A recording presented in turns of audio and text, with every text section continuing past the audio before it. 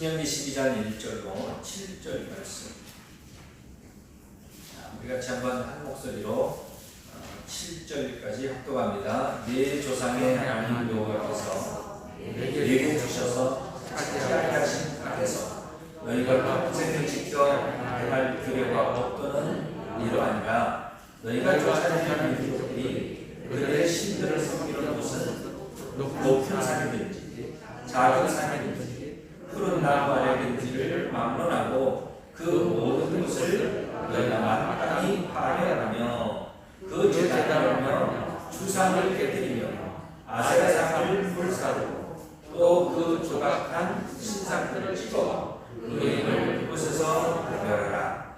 너희가 향한 여호와께서는 너희가 그처럼 행하지 말고 오직 너희의 하나님 여호와께서 자기의 이름을 두시려고 너희 모든 지파 중에서 택하신 것이 그 계실 곳으로 찾아 나아가서 너희의 형제와 너희의 제사와 너희의 실조와 너희 손의 거제와 너희 소녀와 낙한 내물과 너희 소와 양의 처음난 것들을 너희는 그리로 가져다가 드리고 거기 곧 너희 하나님 여호와 앞에서 먹고 너희 하나님 여호와께서 너희의 서로 수고하되 복주심으로 말미암아 너희와 너희의 가족이 즐거워할지니라.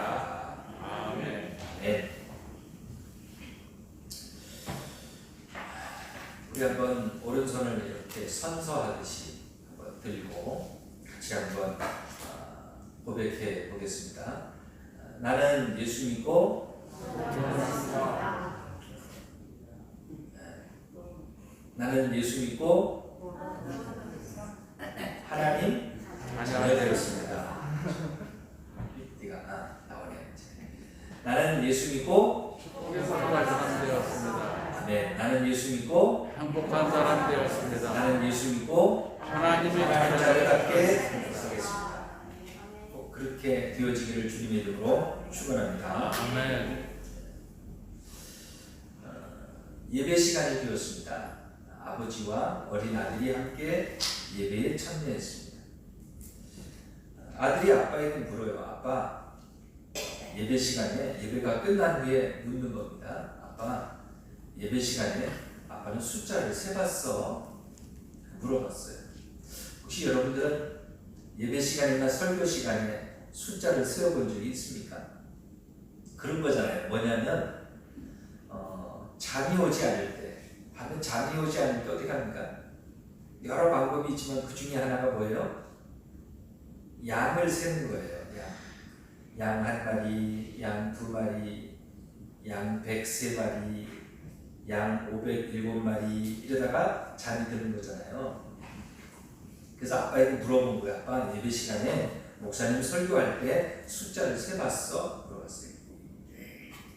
숫자를 세어봤다고 말하기가 민망하죠. 그래서 아빠가 대신 아들에게 묻습니다. 너는 숫자 세봤니? 그래?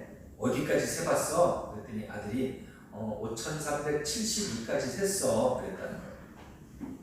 그래서 아빠가 또 물어요. 아니 왜 거기까지만 셌어? 그랬더니 설교가 끝났어. 그랬다는 거예요.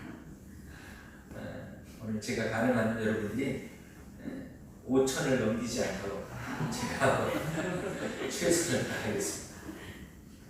오늘 우리가 드리는 예배의 모습은 어떻습니까? 혹시 어쩌면 이 아이와 같지는 않습니까?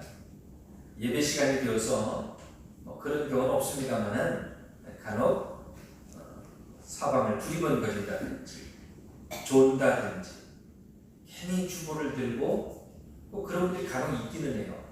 주보를 보는데 주보를 보는 목적이 뭘까요? 어디에 오타가 있나 이거를 찾기도 하고, 어린아이들은 주보로 종이 비행기를 만들기도 하고, 또 아니면 괜히 그동안 생전 보지도 않던 성경을 꼭 설교 시간에 성경을 본다고 성경을 뒤적거리기도 하고, 이러는 이유는 뭘까요? 우리가 예배에 집중하지 못하고 있다는 것입니다. 설교에 집중하지 못하고 있다는 증거인 것입니다. 창세기 4장을 보면 인류 최초의 예배가 나옵니다. 거기에 가인과 아벨 두 사람이 하나님 앞에 동시에 제사를 드리게 되어집니다. 한 사람의 예배는 하나님이 받으시고 반면에 한 사람의 예배는 하나님이 받지 않으셨습니다. 그 성경을 보면 재밌는 것이요. 어떻습니까? 가인과 그 제물은 하나님이 받지 않으시고 아벨과 그 제물은 하나님이 받으셨다 이렇게 말씀합니다. 이것을 보면 예배할 때 하나님이 하나만 받으시는 것이 아니라는 거죠. 그렇죠? 이해되시죠? 예배자와 예물을 하나님이 함께 받으시는 것이지, 그렇죠? 하나님께 드려지는 예배자가 되지 못할 때 결코 하나님이 물질만 받으시는 경우는 없다는 것입니다. 가인과 아벨을 통해서 곧 두 사람을 볼 때, 이것은 곧 예배의 차이였구나, 제사의 차이였구나 하는 것을 우리가 알 수 있습니다. 우리가 하나님 앞에 예배드리는 많은 이유가 있습니다만은 요한복음 4장 23절 말씀을 보면 예배하는 이유를 찾을 수 있습니다. 아버지께 예배하는 자들은 영과 진리로 예배할 때가 오나니 곧 이때라. 그 다음을 같이 읽습니다. 시작. 아버지께서는 자기에게 이렇게 예배하는 자들을 찾으시느니라. 아멘. 아버지께서는 자기에게, 당신에게 어떻게 예배하는 사람이에요? 이렇게 예배가 뭡니까? 영과 진리로 예배하는 자들을 찾으신다라고 하는 것입니다. 하나님은 지금 이 시간도 우리의 예배를 찾고 계시며 예배 중에 있는 자들을 하나님은 살펴보고 계시는 줄 믿습니다. 하나님은 잘생긴 사람, 그런 사람을 찾는 게 아니에요. 돈 많은 사람을 찾지도 않으십니다. 머리가 명석하고 공부를 잘하는 사람을 찾는 것도 아닙니다. 하나님은 오직 어떤 사람이요? 하나님 앞에 영과 진리로 예배하는 사람을 찾으시는 줄 믿으시길 바랍니다. 하나님께서는 이스라엘 백성들이 가나안 땅에 들어갔을 때 그곳에서 평생에 거쳐서 지켜야 할 규례와 법도로서 주신 말씀들 중에 가장 중요한 말씀이 있었어요. 이스라엘 백성들이 가나안 땅에 들어가면 그들이 평생 자자손손 지켜야 할 아주 중요한 규례와 규범을 하나님께서 이스라엘 백성들에게 주셨다는 것입니다. 그것이 뭘까요? 3절 말씀에 이 말씀입니다.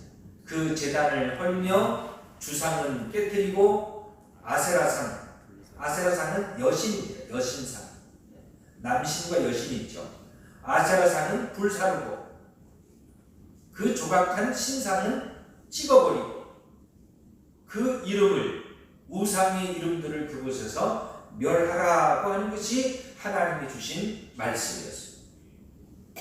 제단을 헐고 모든 우상을 불사르고 찍어버리고 우상의 우자도 남기지 말라고 하는 것이 하나님이 주신 명령이라고 하는 것이. 왜 그랬을까요? 왜 그래야 됩니까? 이스라엘 백성들이 가나안 땅에 들어갔을 때 가장 염려되는 부분이 있다면 뭘까요?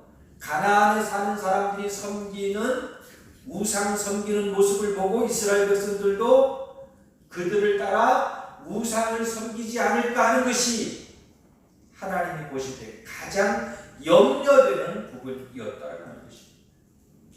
그래서 첫 번째로는 우상을 헐어라, 산당을 헐어라, 우상을 찍어버리라, 불사르라, 그리고 하나님 앞에 온전한 예배를 드려라, 이렇게 말씀하십니다. 그만큼 예배가 중요하기 때문인 것입니다.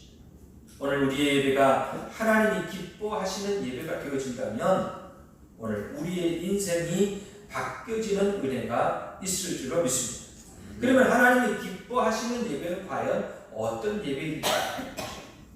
하나님이 기뻐하시는 예배를 드려야 될 텐데 어떻게 하면 우리 예배가 하나님이 기뻐하시고 기뻐 받으시는 예배가 될까라고 하는 것입니다. 말씀을 통해 생각해 보니까요, 제일 먼저는 정하신 대로 드리는 겁니다. 누가 정해요? 하나님이 정하신 곳에서 정하신 방법대로 드리는 예배를 하나님이 기뻐하신다라고 하는 것입니다. 본문 4절 말씀해 보니까 4절에 이렇게 말씀하고 있습니다. 자, 한 번 더 같이 읽습니다. 시작. 너희의 하나님 여호와께는 너희가 처럼 행하지 말고 뭐처럼 행하지 말아요? 그처럼 행하지 말아라. 그처럼. 여기는 그들처럼 행하지 말아라. 이런 의미도 있습니다. 그라고 하는 것은 뭘까요? 그런 일, 혹은 그 가나안 땅에 사는 사람들, 이런 의미가 있습니다. 가나안 땅에 살고 있는 이방 민족들처럼 그렇게 행해선 안 된다라고 하는 것입니다. 그러면 그처럼 행하지 말아라. 그들이 과연 무슨 일을 했기 때문에, 그죠? 가나안 땅에 사는 사람들이 무슨 일을 했기 때문에, 어떻게 했기에 하나님께서는 너희는 그들처럼 행해서는 안 된다. 그 사람들처럼 행하지 말아라. 이렇게 말했으니까라고 하는 것입니다. 이미 앞에서 보았는데요. 다시 한번 본다면 이 말씀입니다. 제단을 헐고 주상을 깨뜨리고 아세라산을 불사르고 조각한 신상들을 찍고 그 이름을 그곳에서 멸하라고 하는 것입니다. 가나안 땅에 사는 사람들이 무엇을 했다는 말일까요? 이 말씀을 통하여 볼 때 그들은 적어도 이런 일을 했다는 거죠. 첫 번째는 뭘까요? 우상을 숭배했다는 것입니다. 우상 섬겼다는 것이죠. 왜냐하면 그곳에 그렇게 많은 우상이 있잖아요. 각종 우상이 있었고 여신, 남신이 있었고 그런 신이 있었던 거예요. 아, 가나안 땅에 사는 사람들은 우상 섬겼구나. 너희는 그들처럼 행하지 말아라. 우상 섬기지 말아라 하는 것입니다. 두 번째는요, 거기는 보니까 남신, 여신 등 많은 우상이 있었어요.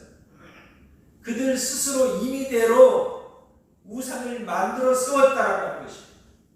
십계명에도 보면 그랬죠. 어떤 우상이든지, 그죠? 무엇이든지 우상을 만들지 말라고 했어요. 또 한 가지는 그들이 정한 곳에서 하나님이 정하는 것이 아니라 자기들 스스로 정해놓고 거기다 우상을 세우고 그곳에서 우상을 섬겼다라고 하는 것입니다. 하나님 정한 장소가 아닌 제3의 장소, 자기들이 임의로 정한 장소에서 우상을 섬겼다라고 하는 것입니다. 그래서 오늘 성경 말씀을 보니까 뭐라고 말씀했습니까? 너희는 그처럼 행하지 말아라. 그들처럼 행하지 말아라. 그랬던 거예요. 가나안 이방 민족들이 우상 섬기는 것처럼 그렇게 우상을 섬기지도 말고 만들지도 말고 임의로 너희가 장소를 정하여 거기서 하나님께 예배한다고 하지도 말아라고 하는 것입니다. 우리가 알다시피 우상이라고 하는 것은 하나님이 아닌 다른 신을 말하는 거예요. 그런데 그런 의미도 있지만 외형적이 아닌 내면적으로 들여다보면 우상 섬긴다라고 하는 것은요, 우리가 하나님을 가장 섬겨야 되지만 하나님 중심이 되지 못하고 나 중심이 되어지는 것 또한 우리가 주의해야 될 필요가 있는 것입니다. 5절 말씀을 보니까 이렇게 말씀해요. 너희 하나님 여호와께서 자기 이름을 두시려고 너희 모든 지파 중에서 어떤 장소요? 택하신 장소, 택하신 곳인 그 계실 곳으로, 그 계실 곳이 뭐예요? 그는 누굽니까? 하나님. 하나님이 계실 곳으로 찾아 나아가서 제사해라. 이렇게 말씀해 주십니다. 이해되시죠? 너희가 임의로 가나안 땅에 사는 이방 민족들처럼 임의로 장소를 정하고 우상을 세우고 만들고 하지 말고 너희는 거룩한 하나님께서 자기 이름을 두시려고 정해놓으신 장소가 있다. 하나님이 택한 장소, 그것은 곧 하나님이 계시는 곳인데 너희가 그곳에 나아가서 하나님 앞에 예배하라고 말씀하셨어요. 그러니까 하나님이 기뻐하시는 예배는 하나님이 정하신 장소, 하나님이 정하신 방법대로 드리는 예배라야만 하나님이 기뻐하시는 예배가 되더라고 하는 것입니다. 그러므로 가나안 땅에 들어간 이스라엘 백성들이 해야 할 일은 하나님이 택한 장소로 가서 제사하는 것이었습니다. 그러면 반드시 꼭 하나님이 택하신 곳에서만 제사해야 하겠습니까? 다른 곳에서 하면 안 될까요? 안 되는 것이죠. 하나님이 택하신 장소가 중요한 이유는 오늘 5절 말씀을 보니까 거기는 거룩하신 하나님의 이름이 있다 이렇게 말씀합니다. 그러니까 사실 어떤 면에서 보면 장소도 중요하지만 장소 이상으로 중요한 게 뭡니까? 하나님의 이름이 있다는 것이 중요한 거예요. 그렇죠? 하나님의 이름이 거기 없다면, 하나님이 거기 계시지 않는다면 아무리 최고의 좋은 집을 지었다 할지라도 의미가 없는 것이에요. 그 성경에 보면 이렇게 말씀하잖아요. 두 사람이나 세 사람이 내 이름으로 모인 곳이라면 나도 그들 중에 있다 이렇게 말씀합니다. 몇 사람이 모이는 것이 중요한 것이 아니라, 오늘도 지금 가정에서 예배하고 있잖아요. 몇 사람이 모이냐가 중요한 것이 아니라 그 속에 내 이름으로 모이느냐라고 하는 것이죠. 하나님의 이름으로 모인다면 그곳에도 하나님이 함께 하시는 줄 믿으시기를 바랍니다. 8절 말씀해 보니까 8절에 이렇게 말씀해요. 우리가 오늘 여기에서는 각기 소견대로 하였거니와 너희가 거기에서는 그렇게 하지 말아라. 지금까지는 어떻습니까? 지금까지는 개인의 편리에 따라서 개인의 생각대로 그렇게 하나님 앞에 예배했을지라도 거기 가서는, 너희가 거기에서는, 가나안 땅에 들어가서는 그 이후부터는 그렇게 해서는 안 된다는 것입니다. 다만 하나님이 정하신 장소, 정하신 방법대로 예배하라는 것입니다. 예수 믿지 않는 사람들은요, 풍수지리를 따지고 명당을 찾기도 합니다. 그러나 하나님은 예루살렘 성전을 세울 때 하나님께서는 내가 지시하는 땅으로 가라 이렇게 말씀하셨습니다. 그 장소 여하를 불문하고 가장 중요한 것은 하나님이 택하시고 구별하신 곳이냐라고 하는 것이 가장 중요하다는 것입니다. 우리가 힘들고 어렵지만, 그죠? 힘들고 어렵지만 그럼에도 불구하고 현장에 나와서 예배하는 이유 중에 하나는 뭡니까? 하나님이 이곳을 구별하시고 택하셨기 때문인 줄 믿으시길 바랍니다. 그래서 예배당은 어떻습니까? 예배당이라고 하는 것은 하나님이 정하신 장소라고 하는 것이죠. 그래서 힘들어도 불편해도 나와서 예배하는 것이죠. 요즘 특별한 상황으로 인해서 물론 인터넷으로, TV로 예배를 드리기도 합니다. 그러나 가장 좋은 최선의 방법은 하나님이 정하신 장소라고 하는 것입니다. 하나님이 정하신 장소는 어딜까요? 성경에 보면 두 가지 장소가 있습니다. 하나는 가정이라고 하는 장소가 있습니다. 가정은 예배하기에 아주 적합하고 중요한 장소입니다. 그래서 가정 예배를 드리죠. 담임 목사가 신방을 가기도 합니다. 왜 신방을 갈까요? 가정이 예배하기에 가장 적합한 장소고 예배해야 되는 장소이기 때문에 그렇습니다. 그리고 또 하나는 가정보다 더 중요한 것이 있다면 바로 예배당, 우리가 성전이라고도 하고 교회라고 하는 것입니다. 교회에서 예배 드리는 것이 중요하다고 하는 것입니다. 사실 어떻습니까? 교회 중에도, 예배당 중에도 내가 소속한 예배당, 그것을 우리가 흔히 뭐라고 합니까? 본교회라고 하죠. 본교회. 우리의 뿌리가 있는 곳, 신앙의 뿌리가 있는 곳, 그것이 내 본교회인 것입니다. 왜 내 집을 놔두고 남의 집에 가서 우리가 밥을 먹겠습니까? 잠을 자겠습니까? 그렇지 않죠. 예배는 정해진 장소에서 드리는 것이 하나님이 기뻐하신다라고 하는 것입니다. 한번 따라합시다. 예배는 정해진 장소에서 드리는 것을 기뻐하신다. 성전이 또는 예배당이 교회가 얼마나 중요했으면요, 예수님께서 마태복음 16장 18절 말씀을 통해 이런 말씀을 주셨어요. 또 내가 네게 이르노니 너는 베드로라. 내가 이 반석 위에 무엇을 세워요? 대학교를 세우리니 그러지 않았어요. CGV나 메가박스를 세우리니 그러지도 않았어요. 내가 이 반석 위에 너희가 좋아하는 백화점이나 이마트를 세우리니 그러지도 않았어요. 뭘 세웁니까? 내 교회를 세우리니. 내 교회. 이 말씀은 무슨 말씀이에요? 너는 베드로다. 이 반석 위에. 베드로가 반석 위에요. 그 앞전에 나오는 주는 그리스도시요 살아계신 하나님의 아들입니다. 신앙 고백하는 그 신앙 고백이 반석이에요. 베드로라고 하는 사람이 반석이에요. 1번이에요, 2번이에요. 2번인 거죠. 베드로라고 하는 사람 위에, 무덤 위에 교회를 세우라는 게 아니에요. 베드로가 신앙 고백한 어디서든지 주는 그리스도시요 살아계신 하나님의 아들이십니다 라고 하는 그 신앙 고백이 있는 그런 믿음 위에 교회를 세워야 된다라고 말씀하셨어요. 주께서 교회를 귀하게 여기셨기 때문이죠. 구약 성경을 보면 우리가 잘 아는 다윗 왕을 볼 수 있습니다.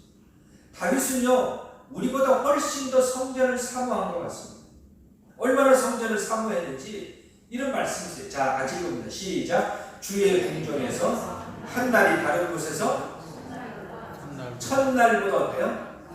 난 세상에 이 말씀을 보면 믿어지지가 않아요. 난 솔직히 다윗 너무 거짓말하는 거예요. 하나님 앞에 보면 하나님, 내가 하나님 궁전이 어디예요? 우리가 흔히 성전이라고 하잖아요. 하나님, 내가 성전에서 하고 있는 것이 백화점을 가든지 시장을 가든지 뭐 다른 유원지를 가든지 다른 곳에서 내가 첫날을 있는 것보다 훨씬 좋습니다. 믿어져요, 안 믿어져요? 나는 안 믿어져, 사실은. 그죠? 다윗은 그만큼 얼마나 하나님의 성전을 사모했는지, 그죠? 하나님, 나는 성전에 하루만 있는 것이, 나는 세계 어디를 가는 것보다 다른 곳에서 첫날을 있는 것보다 나는 훨씬 좋습니다. 그래서 심지어는 다윗이 그 다음 말씀에 보면 시편 84편 10절 그 마지막에 보면 악인의 장막에 거하는 것보다 내 하나님 무엇으로요? 문지기로 있는 것이 좋습니다. 이것도 믿기 어려워 사실. 다윗의 신분은 뭐예요? 다윗은 왕이잖아요. 다윗 왕의 말 한마디에 모든 것을 다 할 수 있습니다. 모든 명예와 권세를 다 가지고 있습니다. 그런데 그 왕권을, 내가 가진 왕권을 다 포기해도 좋습니다. 내가 하나님 성전에 문지기로 있는 것이 왕관을 쓰고 왕자에 앉아있는 것보다 나는 훨씬 좋습니다. 다윗은 정말 하나님의 성전을 사모했던 것입니다. 오늘 저와 여러분들도 다윗처럼 하나님의 성전 사모하는 그런 마음이 있기를 주님의 이름으로 축원합니다. 아무쪼록 다윗처럼 교회 오는 일이 주일이 기다려지기를 주님의 이름으로 축원합니다. 여러분 주일이 기다려지시죠? 솔직히 그러시죠? 주일이 꼭 기다려지기를 바랍니다. 여러분 탤런트 한혜진 씨라고 아세요? 네? 잘 모르실 거예요. 제가 볼 때 잘 모르실 거예요. 여러분들 늘 성경 보시고 기도하시고 이러기 때문에 TV를 볼 일이 별로 없으셔서 잘 모르시겠지만 한혜진이라고 하는 탤런트가 있습니다. 가시나무새, 재중원, 주몽, 굿세어라 금순이, 뭐 달마의 서울가자 등등 많은 드라마에 출연하고 주연으로 출연한 그런 여자 탤런트입니다. 한혜진 씨가 이런 간증을 했습니다. 한 번은 그런 적이 있었어요. 예배가 너무 드리고 싶어서 촬영을 펑크내고 예배를 드리러 간 적이 있었습니다. 이렇게 간증하기도 했었습니다. 예배는 어떻습니까? 예배는 정말 하나님 중심이 되어야 하고 예배에 집중할 때 예배의 중심이 하나님이 될 때 하나님이 기뻐 받으시는 예배가 되는 줄 믿습니다. 아무쪼록 우리가 정말 하나님 정하신 우리의 임의로 드리는 예배가 아니라 하나님이 정하신 방법대로 하나님의 뜻대로 드려지는 예배가 되어서 언제 어디에서 예배하든지 항상 하나님이 기뻐하시는 예배를 드리는 우리 모두가 되어주기를 주님의 이름으로 축원합니다. 또 한 가지는 예배에 꼭 없어서는 안 될 것이 있습니다. 그게 뭘까요? 하나님이 정하신 예물이 있습니다. 하나님이 정한 예물을 드리는 것을 하나님은 기뻐하신다. 6절 말씀을 보니까 이렇게 말씀합니다. 너희 번제와 제물과 너희의 11조와 너희 손의 거제와 너희의 서원제와 낙한 예물과 소와 양의 처음 난 것들을 너희는 그리로 가져다가 드리고 이렇게 말씀합니다. 예배에는 하나님이 정하신 장소, 정하신 방법만 있는 것이 아니라 하나님이 정하신 무엇도 있어요? 예물도 있다. 마음만 드려서는 안 된다는 것이죠. 물론 마음밖에 없을 때도 있습니다. 그러나 마음도 드려야 되지만 우리의 마음이 담긴 예물도 드려야 된다는 것입니다. 항상 이렇게 돈 얘기가, 헌금 얘기가 나오면 참 불편해요. 그렇죠? 설교하는 사람도 불편하고 듣는 사람도 불편하고 저는 늘 그렇게 생각합니다. 제가 목회하면서 봤더니 신앙생활은 두 가지만, 몇 가지만요? 두 가지만 극복하면 평생 신앙생활에 어려움이 없어요. 하나는 뭘까요? 하나는 사람이에요. 교회를 나온다, 안 나온다, 떠난다, 뭐 다 많은 일들이 있어요. 왜 그럴까요? 사람 때문에 그래요. 목사 때문에, 장로님 때문에, 안수집사님 때문에, 권사님 때문에, 집사님 때문에, 뭐 하여튼간 누가 되었든지 간에 사람 때문에 신앙생활에 어려움이 생겨요. 그렇죠? 틀림없죠. 두 번째 뭘까요? 두 번째는 물질이에요. 돈이에요. 신앙생활에는 항상 시험 드는 두 번째는 헌금이에요. 사랑하는 성도 여러분, 두 가지를 잘 극복하시고 사람이 되었던 돈이 되었던 잘 극복하시고 승리하시기를 주님의 이름으로 축원합니다. 자, 본문 말씀을 보니까 번제, 희생제물, 11조, 거제, 서원제, 낙한 예물, 우양의 처음 낳은 것들 이런 것을 드리라. 그러니까 예배라고 하는 것은요, 또 다른 의미로 표현하면 예배는 드림이라고 하는 것입니다. 때로 어떻습니까? 우리가 솔직히 생각해보면 헌금할 때 사실은 갈등이 있잖아요. 그렇죠? 갈등이 있어요, 없어요? 없다면 거짓말입니다. 갈등이 있어요. 무슨 갈등일까요? 얼마를 헌금할까라고 하는 것이 얼마를. 어떤 사람은 헌금을 준비하지 못했는데 헌금 시간이 되어서 우리는 이렇게 뭐 헌금 바구니 돌리지 않지만 헌금 바구니를 돌리는 교회에 있는 거예요. 그 헌금을 주머니를 자꾸 뒤적뒤적 하는데 마음은 누가 나왔으면 좋겠어요? 율곡 이 선생님이 나왔으면 좋겠는데 자꾸만 그죠 신사임당이 나오려고 하고 그러니까 아무리 해도 어려움이 있었다는 거예요. 그래서 내가 처음 생각했던 하나님 앞에 내가 이만큼 드려야지 하는 마음이 있었지만 정한 마음이 있었지만 시간이 감에 따라서 그 마음이 달라지기도 하는 경우가 있습니다. 때로 어떻습니까? 우리가 친구를 만나 밥을 먹고 커피를 마시고 때로는 아들이나 딸들에게 용돈을 주고 그럴 때 별로 마음이 요동이 없어요. 밥값 낼 때 유독 한국 사람은요 먼저 가서 밥값을 내려고 하는 것이 한국 사람이에요. 그죠? 무슨 보면 참 신기한 것이요. 밥을 먹지도 않았는데 돈부터 계산하는 경우도 있어요. 그죠? 예배당에 나오지도 않았는데 헌금부터 드려야지 이런 사람은 없어요. 화장품 사는 것에도 돈을 아끼잖아요. 그죠? 금이 들어간 화장품도 있더라고요. 그죠? 엄청나게 비싼 화장품이 있는데 그런 거 살 때 손이 부들부들 떨렸다 이런 사람 들어본 적이 없어요. 근데 유독 하나님 앞에 드릴 때는 우리가 엄청난 것을 드리지 않음에도 불구하고 마음이 두근거리고 가슴이 두근거리고 손이 부들부들 떨리고 그런 경우가 있다는 것입니다. 그러면 하나님께서는 왜 우리에게 예배를 통하여 드리라고 했을까라고 하는 것입니다. 예배는 드림이 있어야 하기 때문이죠. 목자의 입장에서 볼 때도 헌금한 분들을 위해서 헌금한 성도들 중에서도 참 참 기도가 되어지는 그런 헌금이 있습니다. 많지는 않아요. 뭐 1년에 몇 번 있을까 말까. 어떤 헌금일까요? 천열매를 드리는 분들이 가끔 있다는 거예요. 사실 천열매 드리는 게 쉬울까요? 어려울까요? 어렵죠. 왜냐하면 생각해 보세요. 처음 직장 가서 첫 번째 월급 타면 쓸 데가 한두 군데가 아니에요. 엄마 아빠 뭐 사드려야 돼요? 내 목도 사드려야 되고, 언니 동생 오빠 선물도 사줘야 되고, 향수도 사줘야 되고, 첫 월급 탔다고 또 밥도 한 번 사라고 하고, 커피도 사라고 하고, 자기 또 어떻습니까? 화장품도 사야 되고, 옷도 사야 되고, 쓸 데가 너무 많아. 그죠? 그럼에도 불구하고 천열매를 드린다는 것은요, 보통 어려운 것이 아니에요.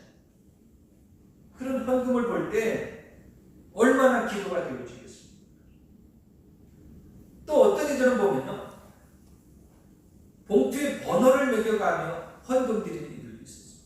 저는 목회 중에 30번 이상 번호를 매겨가며 드리는 헌금도 봤어요. 물론 2000번째라고 하는 헌금도 있지만 매번 같은 거 헌금 봉투에 번호를 쓰고 1번, 2번, 3번 해서 거기다 아주 깨알 같은 글씨로 기도 제목을 한금 써서 드리는 그런 경우도 봤어요. 얼마나 기도가 될까? 그렇게 전부 하나님 앞에 드릴 때 우리가 하나님의 그 물질과 마음을 받으시고 우리가 드릴 때마다 하나님 앞에 기쁜 마음으로 드린다면 반드시 우리 일생 가운데 물질의 어려움이 없게 하신다는 사실을 믿으시기를 주님의 이름으로 축원합니다. 헌금은 어디까지나 마음의 문제요, 믿음의 문제인 것입니다. 마음이 있느냐라고 하는 거예요. 얼마만큼 있느냐. 한창 결혼 시즌이었을 텐데 코로나 때문에 잘 가지도 못하고 또 결혼식도 뒤로 미뤄지고 이런 일들이 있었을 거예요. 결혼식을 생각해 보면 결혼식에 제일 좋은 손님은 어떤 손님일까요? 사람도 오고 축의금도 가지고 오는 사람이 가장 좋은 손님이죠. 두 번째는요, 사람은 안 와서 섭섭하지만 어떻습니까? 봉투는 보내주는 사람이 참 괜찮은 사람이라고 생각합니다. 세 번째는요, 사람이 오기는 왔는데 축의금을 안 들고 오고 부페만 먹고 가는 사람이 있어야죠. 네 번째로는 사람도 오지 않고 연락도 없고 봉투도 없고 이런 사람이 있어요. 혼주 입장에서 볼 때는 서운한 마음이 있을 거라는 거죠. 예배도 그렇습니다. 우리가 하나님 앞에 나와서 마음도 드리고 준비한 예물을 드릴 때에 하나님이 기뻐하시겠다라고 하는 것입니다. 우리가 헌금 생활을 할 때 최선을 다하고 최선을 다해 하나님 앞에 헌금 생활을 할 때 돈에 대한 유혹도 물리칠 수 있을 뿐 아니라 단순하게 우리가 헌금 드리는 것이 얼마를 드렸다라고 하는 것이 아니라 헌금한다는 이유는, 헌금의 목적은 무엇입니까? 뭘까요? 하나님이 모든 것을 주셨다는 것은, 그죠? 범사의 모든 삶의 주인이 하나님이시라고 하는 것을 인정하는 행위가 헌금인 거예요. 예? 하나님 우리에게 맡겨주셨잖아요. 그래서 우리를 뭐라고 합니까? 청직이라고 하는 거예요. 내 것을 드린다고 하니까 마음이 불편하고 어려운 거예요. 누군가 나에게 맡겼어요. 권사님 이거 1000만 원인데 좀 맡았다가 돌려주세요. 그런데 맡겼다가 돌려줄 때 서운할까요? 뺏긴다는 느낌이 들까요? 아니죠. 하나님을 내 인생의 주인으로 고백하는 것이 바로 헌금인 것입니다. 어찌됐건 여러분들이 신앙생활하는 동안에 물질로 인하여 시험 드는 일이 없기를 주님의 이름으로 축원합니다. 하나님이 정하신 예물 드림을 기뻐하시더라. 또 한 가지는 뭐가 있을까요? 하나님이 정하신 장소에 써야 돼요. 정한 물질을 드릴 뿐만 아니라 생활의 예배를 기뻐하시더라. 18절 말씀에 보니까 이렇게 말씀합니다. 정한 여호와 앞에서 택하신 곳에서 내 하나님 여호와 앞에서 너는 내 자녀와 노비와 성중에 거하는 레위인과 함께 그것을 먹으라 그랬습니다. 예배는 두 가지가 있어요. 하나는 뭘까요?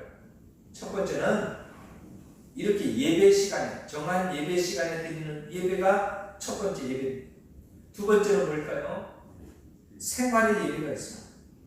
그러므로 주일날 예배당에서만 예배드리고 집으로 간다면 온전한 예배가 될 수 없어요. 여기서 예배드리는 것이 온전한 예배가 아닙니다. 예배의 일부인 것입니다. 예배를 드리고 지금 우리가 함께 여러 상황으로 인해서 우리가 함께 교제하지 못하고 식사도 못하지만 예배를 드리고 함께 식사하고 교제하고 인사하고 격려도 하고 칭찬도 하는 것이 온전한 예배인 것입니다. 그러니까 예배를 온전하게 드리려면 주일날 와서 식사하고 교제하고 서로 중보하고 그래야 온전한 예배가 되는 것입니다.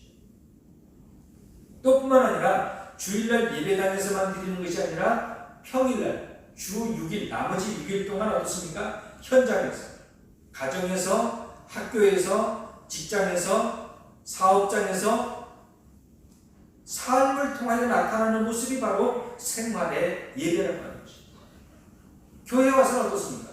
교회 와서 보면 정말 목사 같은데 밖에 나가서 보면 정말 일반인보다도 훨씬 못한 사람이 되어진다면 온전한 예배를 드리지 못하는 거죠. 교회에 와서 보면 정말 천사 같은데 집에 가면 남편이 뭐라고 할까요? 천사로 인정합니까? 권사님들 천사로 인정해요? 네? 남자분들 어떻습니까? 교회 와서 보면 정말 훌륭하신데 집에 가면 어떨까요? 훌륭한 남편으로 인정을 받고 있습니까? 훌륭한 아빠로 인정을 받고 있습니까? 직장에 가면 정말 훌륭한 동료로 인정을 받고 있습니까? 그게 예배라고 하는 것이에요. 주일날 와서 예배하고 회개하고 기도하고 하나님 말씀을 듣고 깨달아서 이렇게 살아야지. 그렇게 깨달은 것을 삶의 현장에서 실천하는 것이 진정한 예배라고 하는 것입니다. 그게 온전한 예배가 되는 거예요.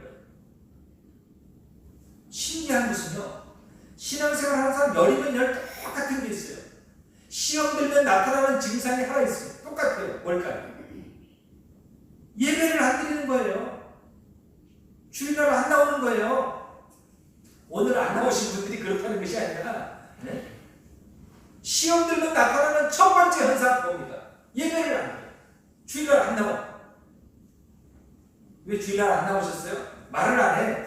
말을 안 한다는 것은 뭔가 틀어졌다는 얘기예요. 벌써 삐뚤어졌다는 거예요. 시험 들었다고 하는 것은 예배를 안 드리는 것이고, 예배를 안 드렸다는 것은 역시 마찬가지로 시험 들었다는 증거인 것입니다. 그렇죠? 한번 따라합시다. 시험 들었다는 것은 예배를 안 드리는 것이며, 예배를 안 드리는 것은 시험 들었다는 증거다. 제가 목회하는 동안 결코 그런 일이 없기를 주님의 이름으로 축원합니다. 생활의 예배, 예배당에서도 예배하지만 내일부터 월요일부터 토요일까지 우리가 처한 삶의 현장에서 예배자의 모습이 온전하게 나타날 때 온전한 예배가 되어지는 것입니다. 그러면 우리가 이렇게 하나님이 정하신 장소, 정하신 예물로 생활의 예배를 드리면 어떤 예배의 축복이 있을까라고 하는 것입니다. 하나님께서는 우리가 하는 일에 복을 주시고 우리 자녀들의 미래를 축복하시고 상한 마음을 싸매어 주시고 우리 삶을 회복시켜 주시는 줄 믿으시기를 바랍니다. 28절 말씀에 보니까 내가 네게 명령하는 이 모든 말을 너는 듣고 지키라. 네 하나님 여호와의 목전에 선과 의를 행하면 너와 네 후손에게 영구히 복이 있으리라. 하나님이 하신 말씀 있잖아요. 우상을 찢고 불사르고 하나님 앞에 온전한 예배를 드리라고 했습니다. 이 모든 말씀을 지켜 행하면 너와 네 후손이 영구히 영원히 복을 받을 것이라 고 말씀해 주셨습니다. 우리가 하나님께서 기뻐하시는 예배를 드리는 순간 우리는 하나님을 만나게 되어질 것입니다. 이것이 예배의 위대한 능력이며 또한 이것이 성도들이 가지고 있는 특권 중에 특권이라는 사실을 우리는 알아야 될 것입니다. 사랑하는 성도 여러분, 하나님이 우리에게 주신 예배의 특권을 빼앗기지 않기를 바랍니다. 우리 육신의 질거나 또는 혹은 물질 때문에 힘들고 어려우신가요? 가정일이나 혹은 직장일로 마음 편할 날이 없으십니까? 광야 같은 인생이라 할지라도 우리가 어떤 경우라도 결코 예배만은 빼앗기지 않기를 바랍니다. 예배는 우리가 광야 같은 이 세상을 살면서도 꼭 지켜야 할 축복의 자리요, 위로의 자리요, 회복의 자리요, 능력의 자리가 예배인 것입니다. 그래서 지금 우리가 불편하고 어렵지만 지금 이 시간에도 모든 것을 잠시 중단하고 가정에서 예배하고 또 현장에서도 예배당에서도 예배하는 것입니다. 언제나 우리의 예배가 하나님께서 기뻐 받으시는 그런 예배가 되어서 하나님 주시는 예배의 축복을 받아 누리는 모든 성도님들이 다 되어주시기를 주님의 이름으로 축원합니다. 우리 잠깐 같이 한 목소리로 잠깐 기도하겠습니다. 우리가 이제까지 신앙생활하면서 예배드린 횟수를 기억한다면 헤아릴 수 없을 것이며 헤아릴 수 없을 만큼 수많은 예배를 드려왔습니다. 앞으로도 드릴 것입니다. 오늘 말씀을 통해서 보았듯이 과연 하나님이 정하신 방법대로 하나님 정하신 예배를 드리며 주일만이 아니라 월요일부터 토요일까지 우리 삶의 현장에서 예배자와 같은 모습이 있었는가 하는 것을 생각해 보시기 바랍니다. 하나님, 내가 어디에 있든지 어디에서 예배하든지 하나님이 기뻐하시는 예배자가 되겠습니다 하고 그렇게 다짐하며 우리 한 목소리로 같이 잠깐 기도하시겠습니다. 하나님 아버지, 감사합니다. 말씀을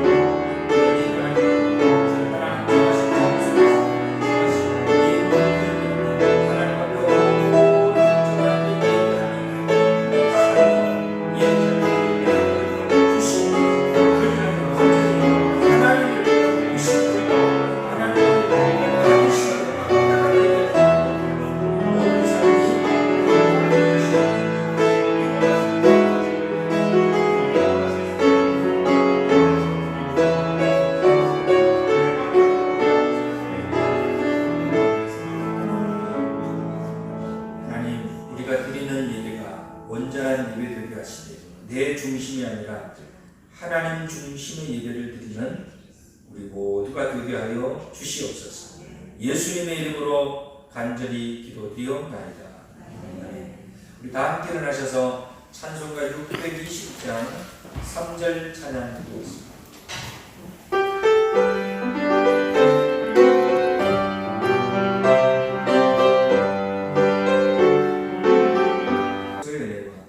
하나님 아버지의 무한하신 사랑과 성령의 감화감동 역사 충만하시니 사랑하는 성도들 머리머리 위에 이제부터 영원토록 함께 하시기를 간절히 축원하옵나이다.